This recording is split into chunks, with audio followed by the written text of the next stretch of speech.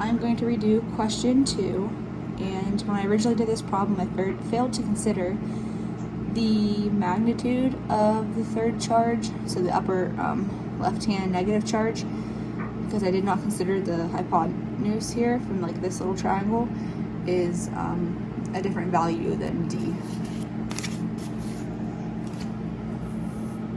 So when I redid this, I redrew the problem and I started with the information that the field goes away from positive charges and towards negative charges.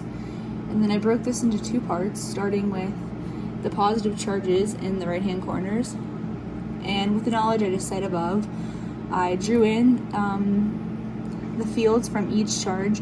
So 1 would go away, which is down, and 2 goes to the right, which is also away from the positive charge. And then I just saw that the total of these 2 fields would be somewhere in the middle because they have a equal radius.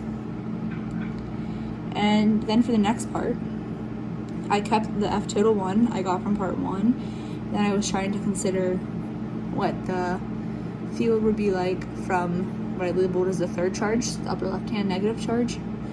And this radius is different than the D, and I saw this as a little triangle.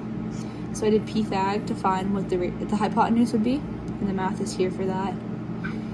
And I also knew that for negative charges, the field goes towards it, so I drew this in like this, but I drew it smaller because based on the equation for field, I know that as the radius gets bigger, it causes the fraction itself to get smaller.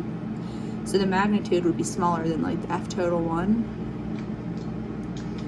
So whenever I drew the net field, it would still be in the bottom right, headed towards the bottom right hand corner, but it would have a field that is a magnitude that is not 0 because this charge here from the 3 is not great enough to cancel completely with the F total 1. There's still some of it remaining in this direction.